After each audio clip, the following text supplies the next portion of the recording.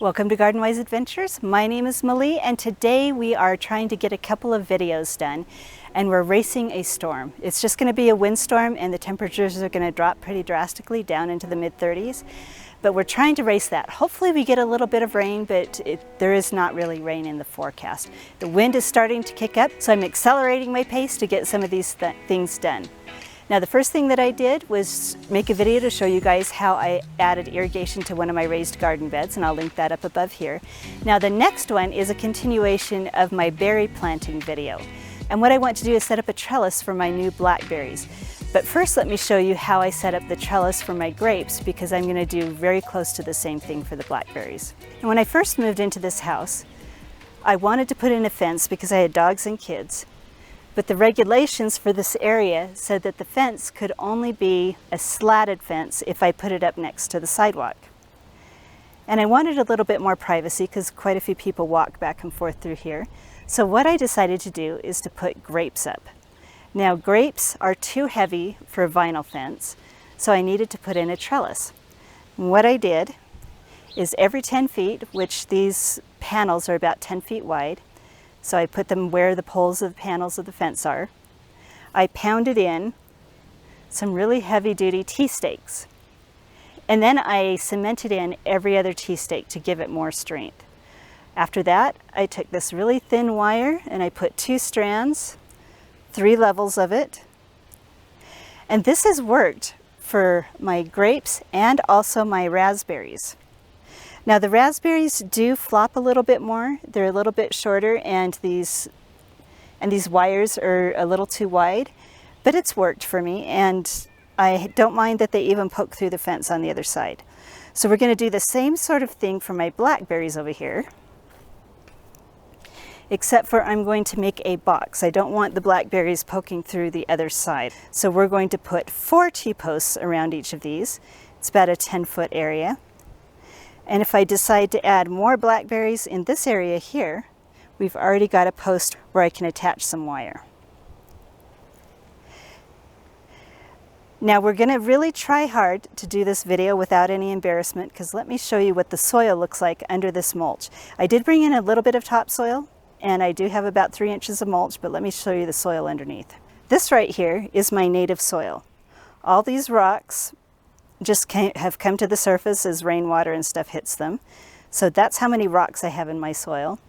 That pile of rocks over there is what I dug out of my front yard while planting.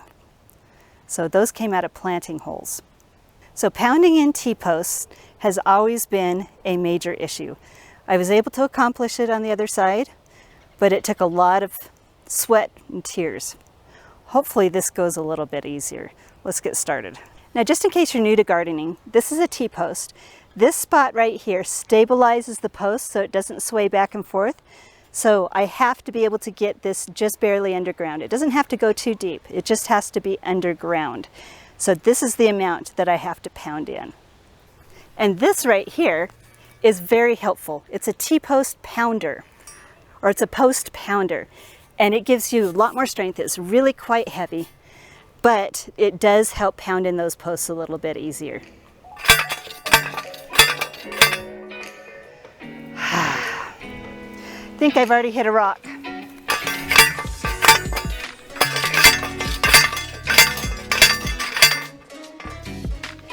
And maybe we broke the rock because it is going in a little further.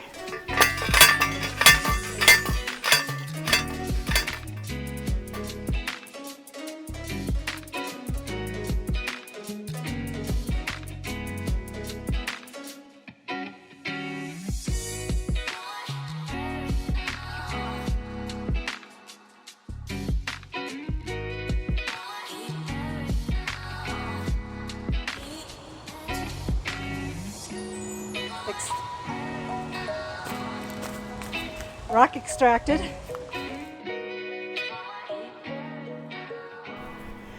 So pardon the sweat and the disheveled look, but that actually went a lot easier than I thought. We only had 1 rock to pick out, but let me show you how deep I put the T-posts. You can see the top of the T-post right there. It's just buried under the ground. You don't have to go any deeper.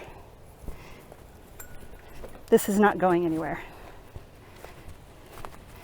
This one went in just a little tiny bit deeper because I had to dig the hole. But it's still pretty stiff because I pounded the last part into the hard rock, into the rock hard soil. And there's that one. Now comes the easier part. Now we're just going to string the wire. This is the wire that I have. I really should probably go with a thicker gauge wire, but this is what I have. This is what I've always used, and I just double it up to make it stronger. The wire along the fence over there has lasted 15 years so far, so I'd say it's pretty strong enough. So let's get started on that. T-posts have hooks on the back, and they also have holes. So I'm going to utilize these holes and these hooks to make stringing up the wire easier. And if you're not careful with your post pounder, this is what happens to your hooks. So we're going to start the first one down low.